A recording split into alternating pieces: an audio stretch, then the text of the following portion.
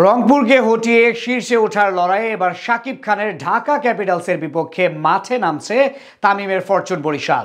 লিটন তানজিদের বিপরীতে তামিম মালানরা প্রস্তুত চ্যালেঞ্জ নিতে। এদিকে শেষ দুই ম্যাচ জিতে ভালোভাবে টুর্নামেন্ট শেষ করাই লক্ষ্য ফিজ পেরেরাদের কাছে। বিপরীতে নিজেদের সেরা ক্রিকেটারদের নিয়ে মাঠে নামবে বর্তমান চ্যাম্পিয়নরা। সব মিলিয়ে দুই দলের একাদশ ও শক্তিমত্তা নিয়ে বিস্তারিত জানবো রিপোর্টে।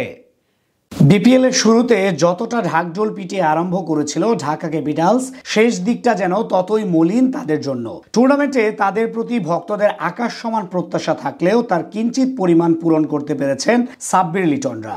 নিজেদের প্রথম 6 ম্যাচের সব কয়টি হেরে সবার প্রথমে শঙ্কায় পড়ে লিটন মুস্তাফিজরা। যদিও শেষ 4 ম্যাচে 3টি জিতে ক্ষীণ সম্ভাবনায় প্রাণ ফিরায় রাজধানীবাসীর প্রতিনিধিরা, তবে ততক্ষণে বড্ড দেরি হয়ে গেছে। এদিকে টুর্নামেন্টে রীতিমতো উড়ন্ত অবস্থায় আছে defending champion Fortune Barishal. Tamim ইকবালের নেতৃত্বে তারা আছে পয়েন্ট টেবিলের 2 নাম্বার অবস্থানে। এখন পর্যন্ত 10 ম্যাচ খেলা মুশফিকদের কেবল হারাতে পেরেছে রংপুর রাইডার্স। বাকি সবার বিপক্ষে জিতেছে কীর্তন খোলাপাড়ের ফ্র্যাঞ্চাইজিটি। তাই ঢাকাকে হারাতে পারলে নুরুল হাসান সোহানদের হটিয়ে শীর্ষে ওঠার সুযোগ থাকবে তাদের কাছে। তুলনামূলকভাবে বরিশালের শক্তির জায়গাটা হচ্ছে নিজেদের ব্যাটিং ইউনিট।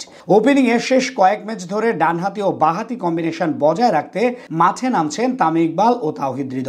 সব ঠিক থাকলে ঢাকার বিপক্ষেও তেমনটাই দেখা যেতে পারে। 3 নম্বরে থাকবেন যথারীতি ডেভিড মালান। ব্যাট হাতে দারুণ ফর্মে আছেন এই ইংলিশ ব্যাটার। গত ম্যাচেও খেলেছিলেন 37 বলে 63 রানের দুর্দান্ত ইনিংস, হয়েছিলেন ম্যাচ সেরা। 4 ও 5-এ থাকবেন যথাক্রমে 2 সিনিয়র ক্রিকেটার মুশফিকুর রহিম ও মাহমুদুল্লাহ রিয়াদ।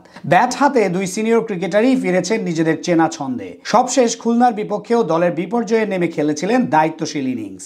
তাদের ছাড়া স্পিন অলরাউন্ডার হিসেবে থাকবেন বিদেশি ইনক্লুড মোহাম্মদ নাভি ও দেশীয় লেগ স্পিনার রিশাদ হোসেন।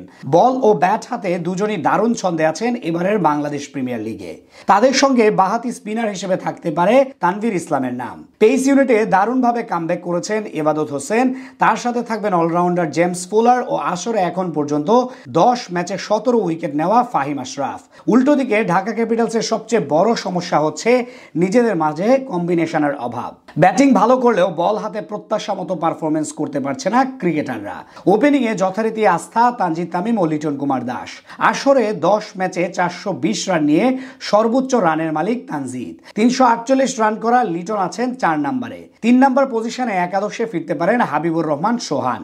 4-এ যথারীতি থাকবেন ফর্মের তুঙ্গে থাকা সাব্বির রহমান। বরিশালের বিপক্ষে তার দিকে তীক্ষ্ণ নজর থাকবে ভক্তদের। স্পিন বিভাগে নাজমুল হোসেন অপুর সহযোগী হিসেবে থাকবেন মোসাদ্দেক হোসেন সৈকত। এছাড়া মিডিয়াম পেসার হিসেবে ক্যাপ্টেন থিসারা পেরেরা থাকবেন। যেই বিভাগের নেতৃত্বে মুস্তাফিজের সাথে আছেন মেহেদী হাসান রানা ও ক্যারিবীয় ক্রিকেটার রোন্সফোর্ড ব্যাটন। আগামীকাল দিনের দ্বিতীয় ম্যাচে মুখোমুখি হবে এই 2 দল।